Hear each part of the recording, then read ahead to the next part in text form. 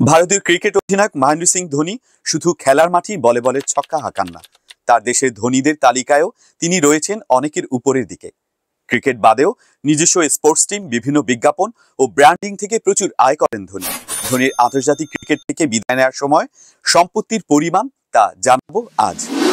যে কোনো কঠিন পরিস্থিতিতে ক্রিকেট মাঠে নিজেকে শান্ত রেখে ম্যাচ জেতার তালিকায় মহেন্দ্র সিং ধোনির নামই উঠে আসবে সবার উপরে। মাথা ঠান্ডা রেখে খেলার মাঠে দারুণ সিদ্ধান্ত নিয়েছেন ধোনি, এমন উদাহরণ রয়েছে ভুরি ভুরি। তবে এগুলো ছাড়াও আরও একটি বিষয় রয়েছে যা MS ধোনিকে অন্যান্য খেলোয়াড়দের থেকে অনেক এগিয়ে রাখবে।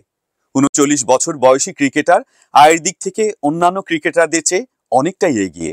অন্যান্য ক্রিকেটারদের মতো ধোনিও অন্যান্য ধরনের খেলায় বিনিয়োগ করছেন।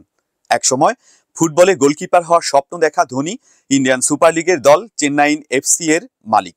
এগুলো ছাড়াও মোটর ভেহিকেলসের প্রতি শখ রয়েছে ধোনির, সে কারণে তিনি এই ব্যবসায়ও সামিল হয়েছেন।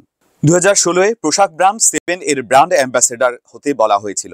এরপরে তিনি এই ব্র্যান্ডের যে জুতোর কালেকশন রয়েছে তারই মালিকানা নিয়ে নেন। এর জন্য sports fit world private limited নামে একটি জিমেরও মালিক হন তিনি। এই সংস্থার সারা দেশে 200-টিরও বেশি জিম রয়েছে। হোটেল ব্যবসার মাধ্যমে প্রচুর উপার্জন করেন। ঝাড়খণ্ডে ধোনির একটি হোটেল রয়েছে যার নাম হোটেল মাহি রেসিডেন্সি, যদিও এর কোনো শাখা নেই।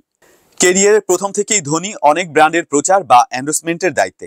বর্তমানে তার Pepsi, Star, Bose, Snickers, Videocon, Boost, Orient electronic, নেটমেটসের মতো বিশাল ব্র্যান্ডগুলির সঙ্গে চুক্তি রয়েছে।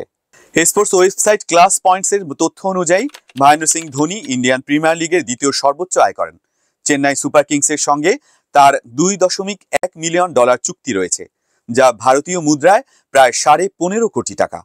এক্ষেত্রে প্রায় 20 কোটি টাকা চুক্তিতে বিরাট কোহলি প্রথম স্থানে রয়েছেন। 2014 এবং 2015 সালে তিনি একমাত্র ভারতীয় খেলোয়াড় যিনি ফোর্বস শীর্ষ 100 অ্যাথলিটের তালিকায় জায়গা করে নিয়েছিলেন। এই সময় তার র্যাঙ্কিং যথাক্রমে 22 এবং 23 ছিল, যদিও এই তালিকায় সেরা র্যাঙ্কিং 18তম স্থানে ছিল।